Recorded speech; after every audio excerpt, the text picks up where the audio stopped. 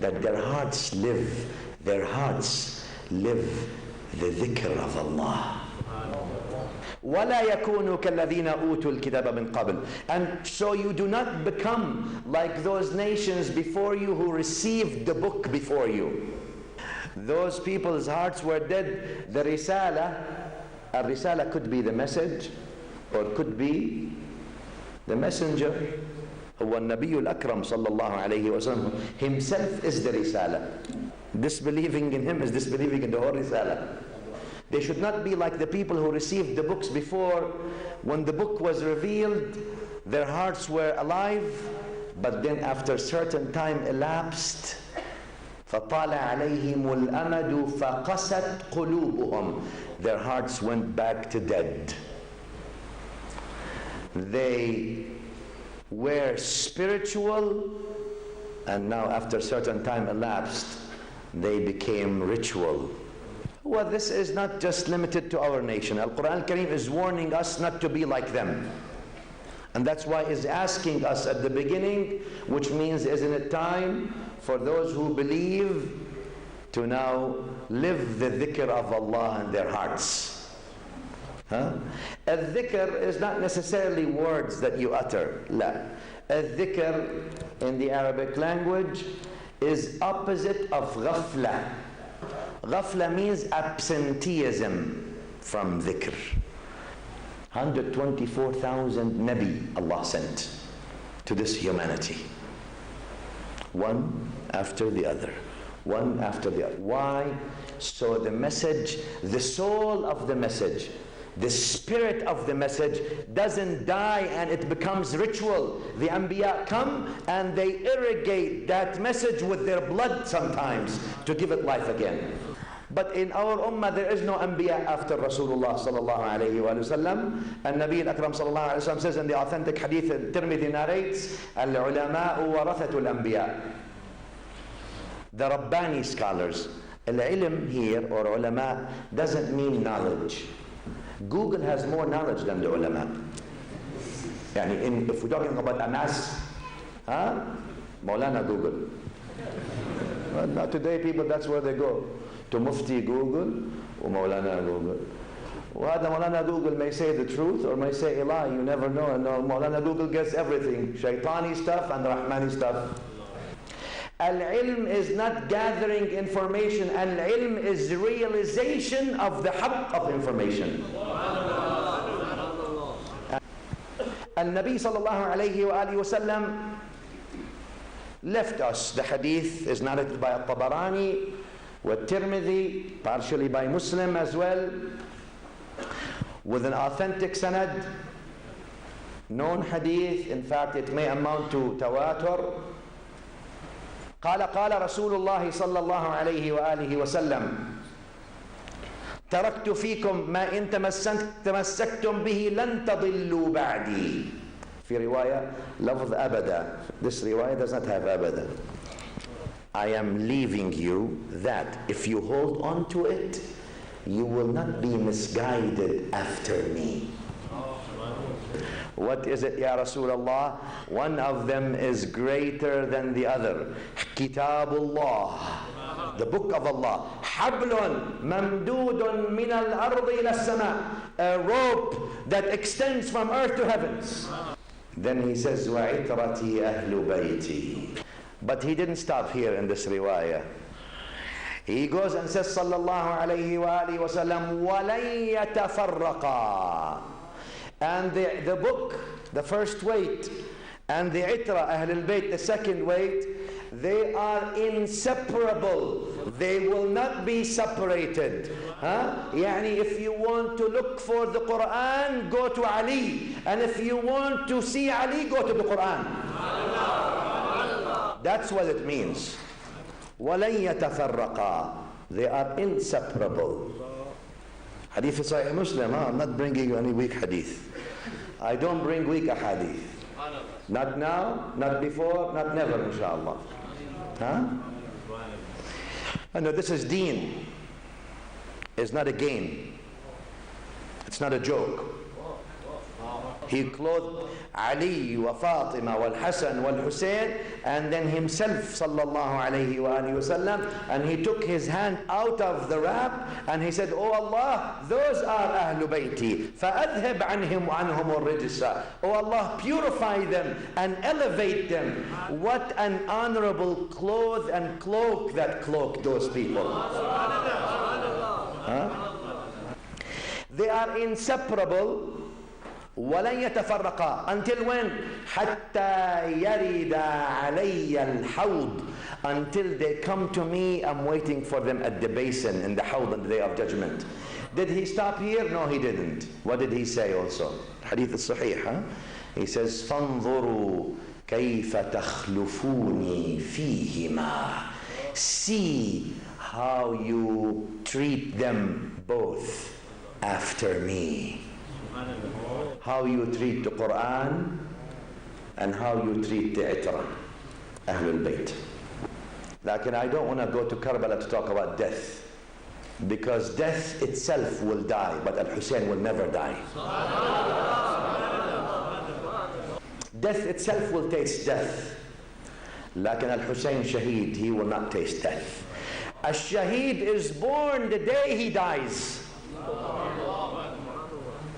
Al-Hussein, that blood that was shed on the soil of Karbala, in that wadi, in that valley of Ninowy, that blood was not the blood of Al-Hussein. That was the blood of Rasulullah sallallahu alayhi wa sallam that was being shed. This was not Al-Hussein's blood being slaughtered. This was An-Nur al-Muhammadi Dhati al-Mustafawi. This was the inner Muhammad al-Nur flowing into the veins and arteries of Al-Hussein that was shed on the soil of Karbala. Muhammad was slaughtered in Karbala, not Al-Hussein. Make no mistake about this. The very Quran was being slaughtered and the very Sunnah was being slaughtered by the parallel deen, by the new establishment. Life is about a struggle, I always say, between haqq and batil. Always. The ritual deen doesn't see it as struggle, because nobody bothers with the ritual. There's no effect to the ritual. Go and jump as much as you want, go move as much as you want, move your tongue as much as you want. It's ritual, you're not moving anything, it doesn't make a difference. The ritual deen is not a threat. Not only not a threat, it's not life. You may think you're alive, but you're dead. It's a ritual that you do. The problem is in the realization, the ma'rifah. The problem is not in the ilm. Shaitan also had some ilm. Shaitan himself had some ilm. Some ilm. But he didn't have ma'rifah. He had information, but he did not have transformation. Ibrahim versus Namrud. Musa versus Fir'aun. Isa, Bani Israel. Muhammad sallallahu alayhi wa sallam, Abu Jahl, Abu Lahab. Hussein. It's not Yazid. Don't limit the situation to a person. It's a system. It's an establishment. It's not Yazid by himself. Yazid by himself is nothing. It's the Yazidi, Fir'auni, Namrudi establishment. It's the Nifaq establishment that lived then against Ibrahim alayhi salam, and that was against Nuh alayhi salam, and that was against Musa alayhi salam, and that was against Isa alayhi salam, and this is the very establishment that was against Muhammad alayhi salatu wassalam. But I am worried about the establishment. The Yazidi establishment, the Fir'auni establishment wants you to think it's a personal thing. Al-Hussein wants to seek the political chair. He wants to be the Khalifa. So he moved to fight against Yazid. Many people even say, as you know, I don't want to mention names. In fact, Ibn Abbas advised him not to go. Ibn Zubayr advised him not to go. Sahaba advised him not to go, not to do that. Many Sahaba advised him not to do that, but he still went against the advice. Implicit notions. Al-Hussein is wrong. He's nice. We love him because he's the grandson of Rasulullah. Well, if you just think that the Yazidi, the Pharaoni Yazidi establishment has disappeared after Karbala, then you're sadly mistaken. Because it's well and alive. It seeks to intimidate the haqq and to cover the haqq. And it seems to want to only provide one picture. It doesn't want to provide the whole picture. So if you dare to speak about Ahlul Bayt, we will call you Shi'i. Be careful. That's only the Rafidis domain. Yani we already sold Ahlul Bayt to the Rafidis. That's it. If you speak about Ahlul Bayt as a Sunni, we will label you Rafidi. Some khabith people say these things. Munafiqeen. If you speak about Ali, radiyallahu anhu wa karrama wajhahu wa alayhi salam, as Al-Bukhari mentions, then we will cast suspicions and things about are you really following the Quran or Sunnah, or you are a Rafidi? In other words, we want to be more Sunnis than the very Sunnah itself. Nifaq, khubth. And that's from the shaitani way of mixing. Otherwise, if you talk about Ali, we need you to talk in the same speech about everybody else. So we know that you don't actually favor Ali over the Shaykhain. This is a shaitani thing that tells people, that mixes people between the Fadl and the Afdal. In Ahl Sunnah we have the sequence of the Khulafa. Abu Bakr, then Umar, then Uthman, then Ali. But it's the intimidation of the Khawarij and the Nasibis and the Munafiqeen and the Khubatha wal Khabithin to try to intimidate you away from talking about Ahlul Bayt, Ali in specific, for he is the Mawla of the Mu'mineen and the Mawla of the Muwahhideen as per Rasul Rabbil Alameen, and then Al-Hasan wal-Husayn wa Fatimatu Zahra. We will never waver a second, an inch, a hair width from the two weights that he sallallahu alayhi wa sallam left us with as means of salvation. Kitabullah wa itrati ahla bayti. You can make whatever parallel deen you want. You can lie all you want. You can cheat all you want. And you can deceive all you want. But the haqq will always shine. Don't waver from mentioning Sayyidina Ali radiallahu anhu. Just because they tell you that, does that mean you favor him over the Shaykhain? No, we don't. But we love him and we will talk about him. Don't let them tell you you should not name your masjid Ali ibn Abi Talib, because otherwise we will accuse you it's a Shi'i masjid. Name your masajid Masjid Ali. هذا نفس المصطفى. He is the nafs of the Mustafa sallallahu alayhi wa sallam. وَأَنفُسَنَا وَأَنفُسَكُمْ في القرآن الكريم. You waver because some juhal and khubatha wa munafiqeen intimidate you. What kind of message? This is a ritual message. It's not a spiritual message then.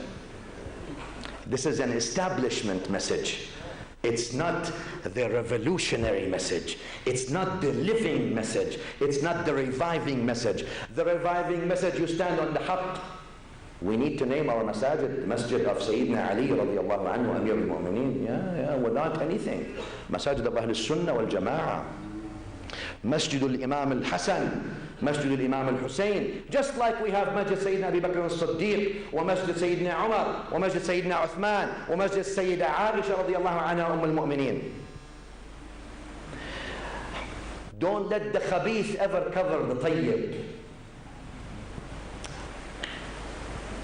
They tell you Ibn Abbas told them that you should not have gone. Now whether this is sahih or da'if, that's another story, but it's a peddled story. Well, the Sahaba told him, as if Al-Hussein is not the one that they're supposed to rally around. As if Al-Hussein is not the second weight at his time. As if Al-Hussein is jahil in what Ibn Abbas says and means. As if the others are closer to Rasulullah sallallahu alaihi wasallam in ilm or knowledge or ruhaniya, spirituality or qurb from Allah than Al-Hussein himself. As if their understanding, granted it is true, is better than that of Al-Hussein, who we're supposed to hold on to his understanding. Not because his DNA. I disagree with my beloved brothers about the DNA. This deen is not about the DNA. I don't believe in these things. At least, disagree with me, I still love you, I have no problem. It's not about DNA, Habibi. It's about the Risala. It's about the Risala. You know why it's about the Risala? That's why Sayyidina Bilal Al-Habashi from Africa became Master Sayyid. And that's why Sayyidina Salman Al-Farisi became from Ahl al-Bayt. And that's why Abu Lahab Al-Qurashi Al-Hashimi is in Jahannam. Abu Lahab is Qurashi, Hashimi in Jahannam. Salman is Farisi min Ahl al-Bayt, from the household of Rasulullah sallallahu alayhi wa alayhi. It's not DNA. It's the Risala, the Haqq. It's the heart. It's the nur of the Risala. Where is that nur contained? The nur of the Risala purifies you to make you Muhammadi. But if you don't have the nur of the Risala in your heart, it doesn't matter how much your tongue says. It doesn't matter what kind of imama you have. It doesn't matter how many titles you put before, in the middle, and after your name. You're still shaitani. You're either Muhammadi or Shaytani. Fariqun fil Jannah wa fariqun fil Sa'ir.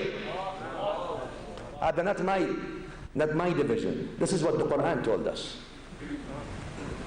What happened to the Sunnah? The Quran mandates the Sunnah. That's what happened to the Sunnah. The Sunnah is wahi.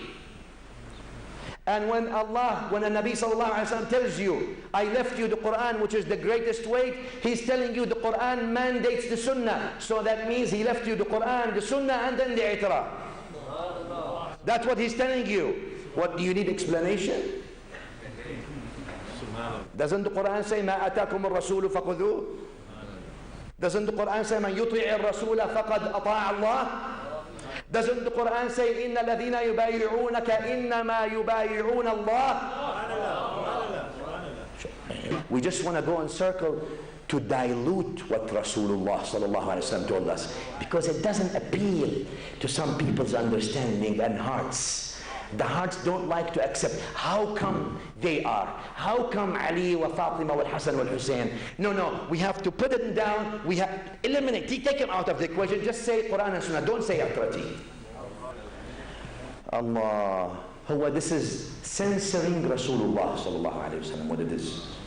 Ya Rasulullah, you cannot tell everything. We won't let you tell people everything. We will keep something and we'll present something. But that's why he told you in Sahih Muslim, لا يحبك إلا مؤمن. Only a mu'min loves you. And only a munafiq doesn't love you. It separates the men from the boys. صلوا عليه وسلموا تسليما حتى تنالوا جنة ونعيما صلوا عليه اللهم صل على محمد. ANZ Wall Coatings, manufacturers of fancy plastering and granite plasters for walls. Introducing our new suede coatings in a range of different colors. We do coatings for old and new renovations, interiors and exteriors, and specialize in fancy cornices, moldings, ceiling accessories, lighting structures, and wooden flooring with a 10-year guarantee. Come to our one-stop shop, corner Albert Street and Lenasia Drive. Visit us online or call the numbers on the screen. You want it, you really gotta have it, cause a stumble tastes good like a lollipop should. Movement, you gotta stumble, I know what you move.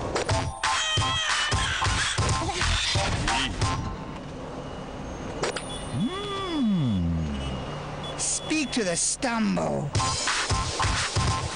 Nothing bigger, nothing better. Go get a stumble now. Get a stumble now.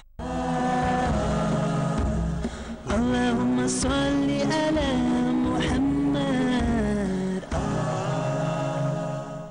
صلوا عليه وسلموا تسليما حتى تنالوا جنة ونعيما صلوا عليه.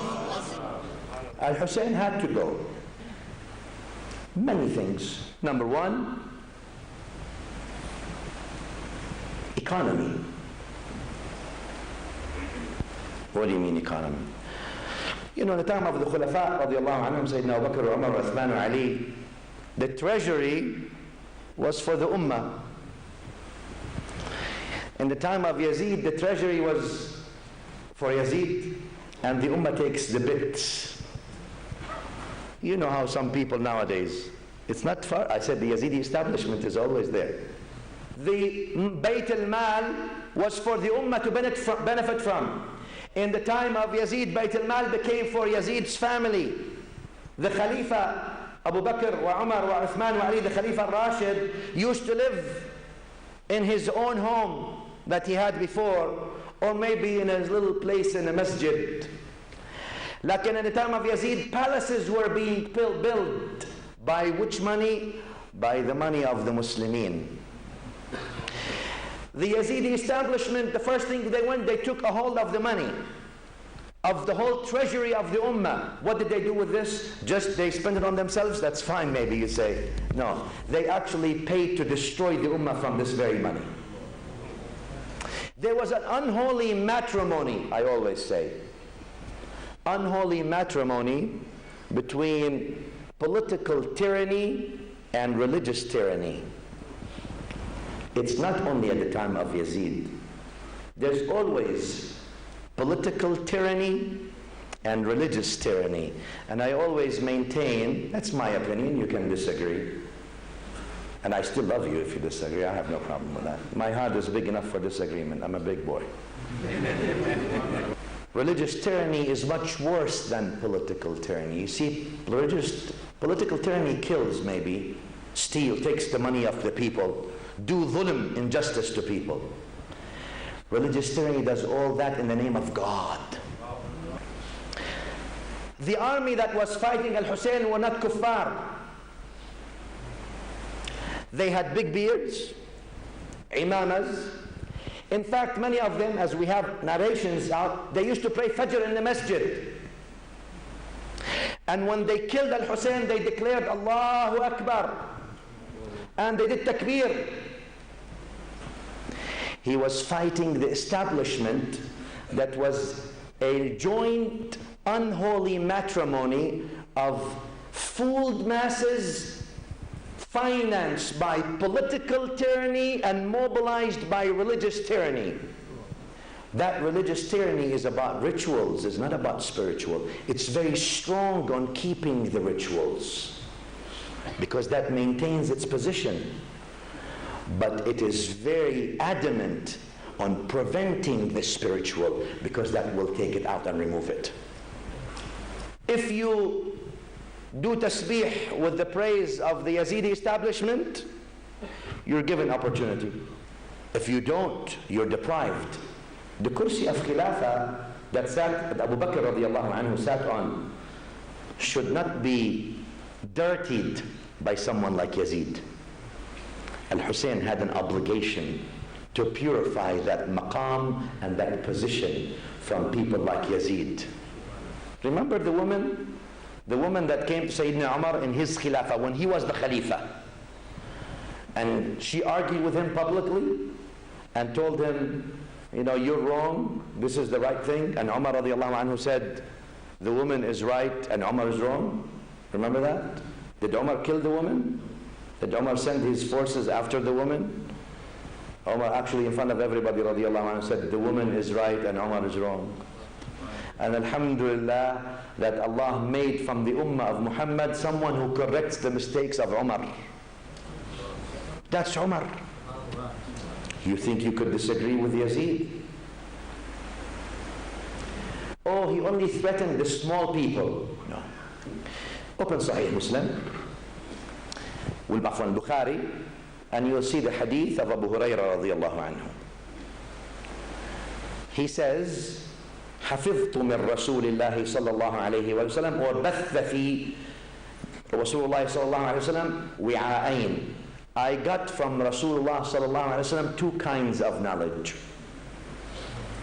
The first, I already said. The second, if I say it, they will kill me. Wait a minute. I know the Sufis, they say it's the Sufi knowledge. No, it's not.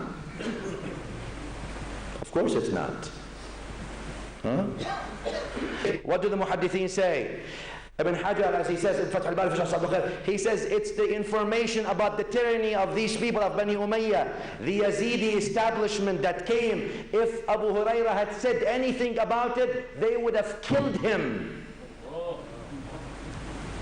So we don't just do this deen, make this deen, you know, I say, let me use this word, dervishize the deen, from dervish, you know, we make, you know, everything, you know, no, this deen is ilm. It's not just fairy tales. It's not fairy tales without any basis. It's not stories. This deen is what the haqq is. That's what the haqq was. People like Abu Hurairah himself, big Sahabi, relatively, not as big as Abu Bakr, Umar, or Uthman, but you know, not that level.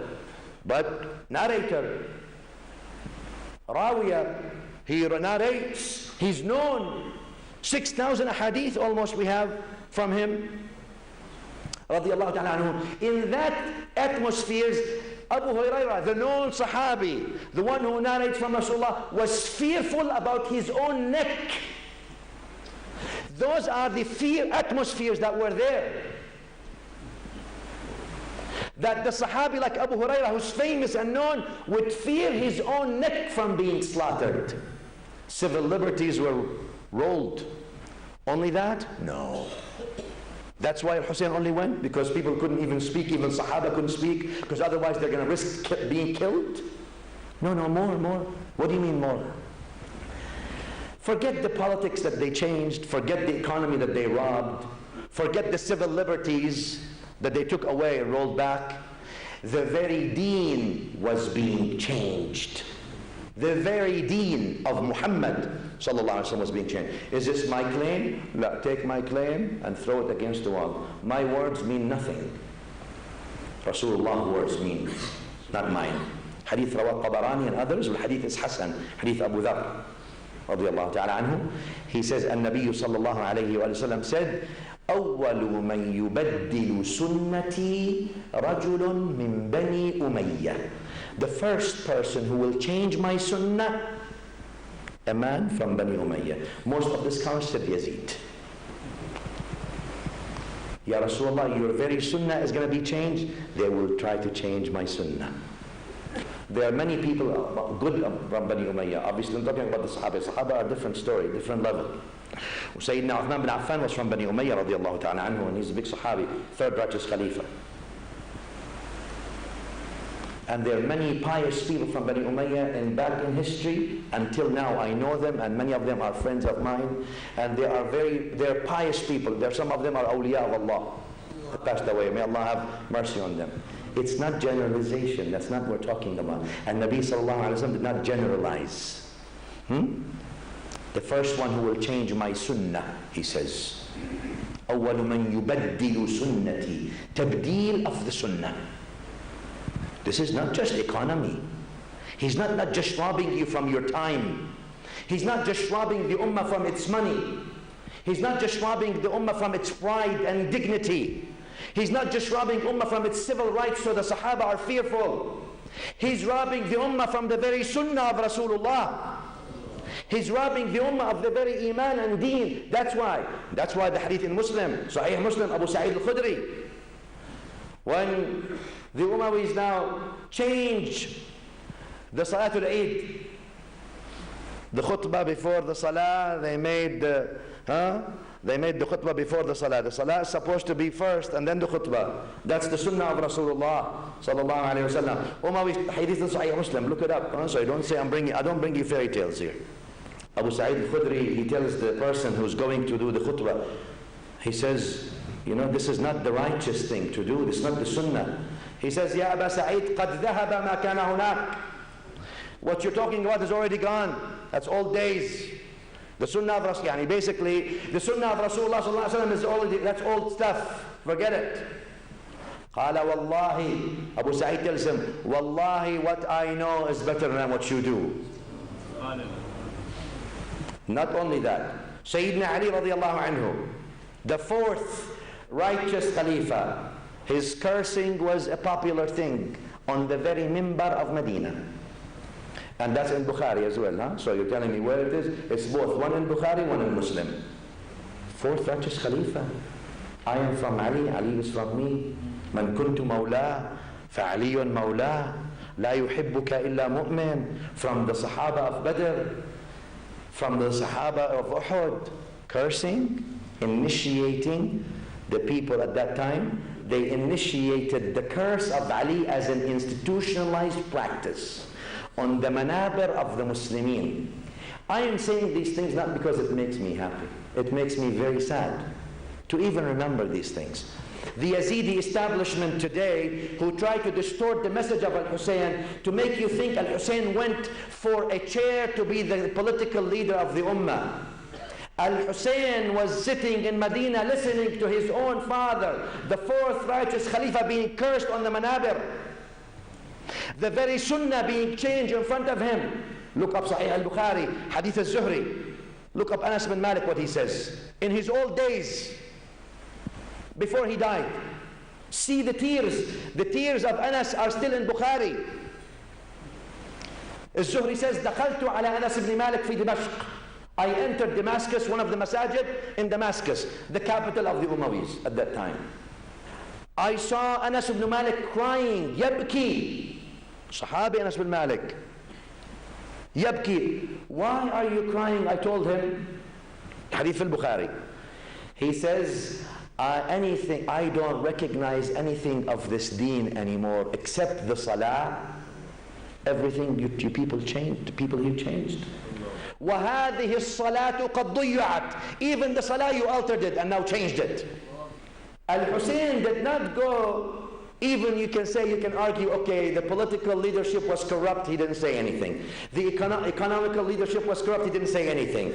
The civil liberties was corrupt, he didn't say anything. But now the very deen, the very Quran is being vacated from its meaning and ritualized. So people only memorize the Quran rather than do tadabbur of the Quran. They sing the Quran rather than they live the Quran. They talk about the Quran rather than they love the Quran. They think about everything else but the Quran. That's why Al-Hussein revolted against them. But I want you to also remember, Al-Hussein's revolution was a non-violent revolution. Key. He's an extension of his grandfather after all. Non-violent, huh? What do you mean non-violent? Al-Hussein went. Number one, he was in Mecca. He was in Medina. He did not tell anyone to come with him. He took his family, left. Where did he go? Mecca. When did he arrive in Mecca? Yawm al-Tarwiyah, 8th Dhul Hijjah. All the Hajjis from the whole Muslim Ummah go to Mecca that day. Right? Did he tell anybody, come with me? No. He could have told, everybody would have been around the Hussein, come with me. You do your Hajj. He left the day of Tarwiyah. He could have easily rallied people. He went all the way to Iraq, knowingly that the people of Iraq had already betrayed their bay'ah to him. Knowingly. And he was reminded on the way by many people that the people have abandoned the bay'ah. Yet he kept still going. So what is he? Foolish? Because people don't understand Al-Hussein. This is about the principles of Islam versus the principles of Jahiliyyah. Islam is not a violent message. Islam is the deen that founded non-violence as a mean to attain political, economical, social, dini, and all kinds of reform. Non-violence is the weapon that knows no defeat. Al-Hussein went to Iraq. The Yazidi establishment sends him Al-Hurr bin Yazid al-Riyahi, one of the knights or the warriors, war hero, with few hundred people. The order was to Al-Hurr, and جعجع بالحسين. What does that mean? Surround Al-Hussein, don't let him move. Next, going, you know how these things and all that. Ibn Kathir, I'm telling you from the Bidayah, if you're saying where do you get this from, I'm telling you from Al-Bidayah wal-Nihaya, the book Al-Bidayah wal-Nihaya by Ibn Kathir, Al-Hafiz, or Shaykh Ibn Kathir, Al-Dimashqi, the student of Ibn Taymiyyah. So I'm just telling you what my source is here, so you know where I'm getting this from. Al-Hussein comes to Karbala on the 10th. He tells them, let me go back to Medina. Look, I didn't come here to fight you. Let me go back to Medina. No. Let me go elsewhere. You don't want to go to Medina so people don't come around me again? I'll go elsewhere. No. Okay, leave me alone. I will go to Yazid in Sham, in Damascus, and I will talk to him. No. You give bay'ah to Ibn Ziyad now, and we take you as prisoner, as khariji, as rebellion against the Shar'i Khalifa to Yazid. That's the only option you have. You give bay'ah now to Ibn Ziyad. Ibn Ziyad is the governor for Yazid. Al-Hussein chose not to give bay'ah to Ibn Ziyad. Not even Yazid. They didn't accept to give bay'ah to Yazid. They wanted him to give bay'ah to Ibn Ziyad, the little shaitan of Yazid. Huh? The ulama of history, or the people that wrote history, they say Al-Hussein said a line of poetry. Allah knows best, but this is his hal anyway. He says, I will go to death. They give me either this or death. They want me to give bay'ah to Ibn Ziyad and go chained like a humiliated slave of theirs to Yazid. I will give you my neck, but I will never give you my hand. Al-Hussein chose to die on his feet rather than live on his knees. There's a big difference. He says, I will go on, and death is not a shame.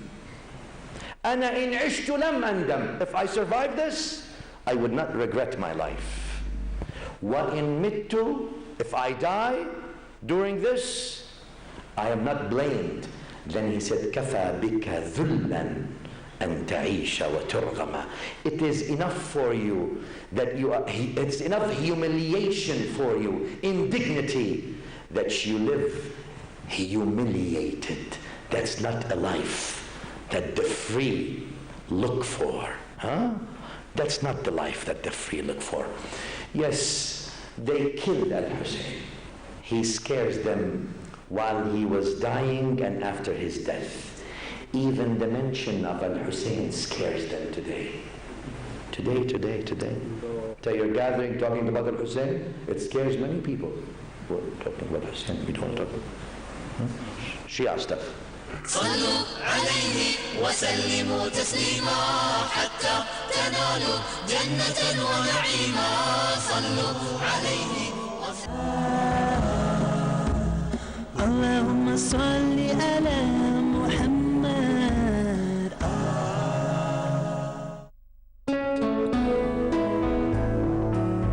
Life is full of many joyous moments, and we want to enjoy every one of them. But with time, our bodies just can't handle it because of painful joints. That's why you need OsteoEase Gold, a joint supplement that assists with better mobility, flexibility, and joint health. Live your dreams with OsteoEase Gold, the gold standard in joint care. Status Jewelers, an exceptional jewelry experience that transcends all ordinary expectations. Getting luxurious deals on selected jewelry for your special wishes has never been easier. We can design your jewelry with state-of-the-art CAD design systems. Save thousands. Ask us for a quote on your next item. Status Jewelers of the Oriental Plaza.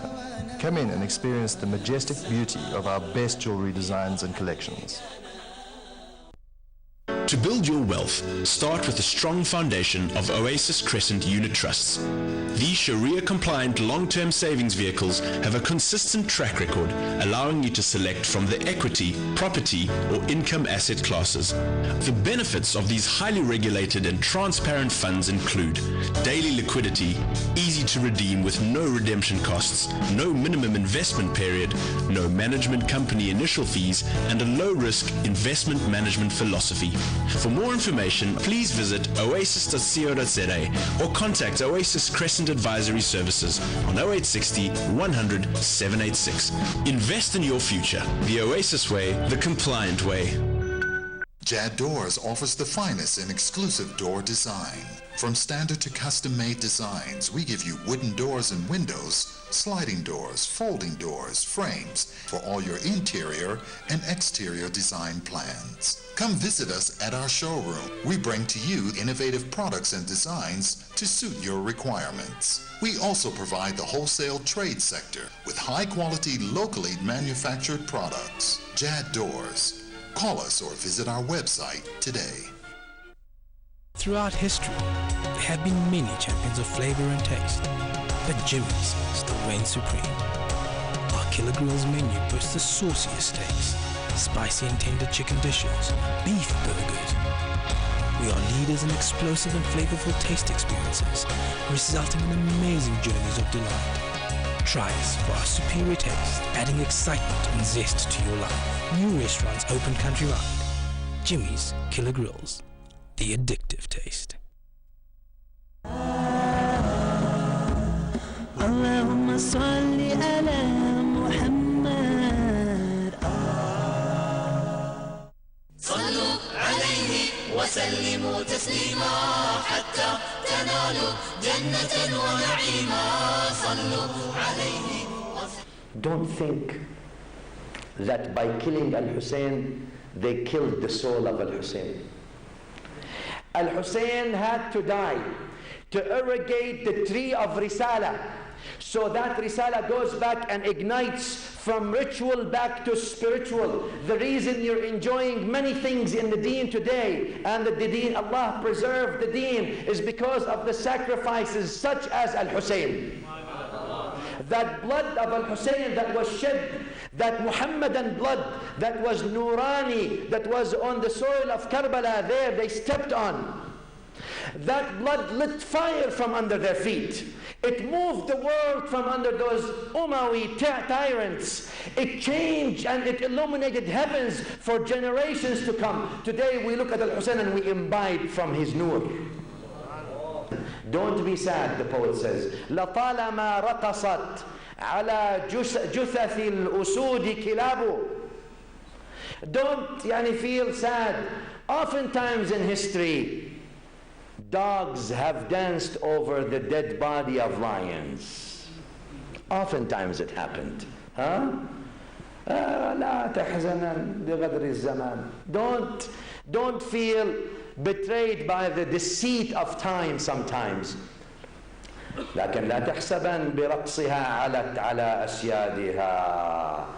Don't think just because the kilab, the dogs, danced over the bodies of the lions, now the kilab are higher than the lions. تبقى الأسود أسودا والكلاب كلاب. Lions will always be lions and dogs will always be dogs. Ay wallah. He looks at them on the 10th, the night before the day, the night of the 10th, at the end of the 9th day of Muharram. Al-Hussein goes in his camp. What is this camp? And he looks in front of him, he sees the horizon filled. Thousands. The Yazidi establishment brought salah time, they do salah on time. He looks at them. Who does he have? 32 knights, riders, 40 fighters. These people are everywhere, the specialists in the bows and arrows, the general commanders here and there. The scene is set. Al-Hussein puts the women. Zainab al-Kubra is with him. Fatima bint al-Hussein. Ahlul Bayt Rasulullah, this is the itra, this is the household. Ibn Kathir says in his Bidayah Nihaya, there were people there that on whole earth there was no one similar to them. Not because of the DNA only. Please understand, it's not carrying the DNA, it's carrying the nur of nubuwwah between their hearts. It's carrying the hopes of humanity in their eyes and mind. It's carrying the pain of those who were enslaved, and the pains of those who were tortured, and the pains who were killed, and the pains of the people whose property they were robbed from, and the pains of the misakeen, and the pain of the needy people, and the pains of the fuqara, and the pain of all these people that were treated unjustly, the pain of the Muslim ummah. In fact, Islam itself was dismissed, or was submitting its pain to the hearts of those people. Islam was complaining about the injustice. It was received by those people. An-Nabi sallallahu alayhi wa sallam in the authentic hadith says, among the alamat of munafiq, 3, fi riwayah 4. You know them, both hadith are authentic. The signs of munafiq are 3. One of them, إِذَا خَاصَمَ فَجَرٍ. What is fajr?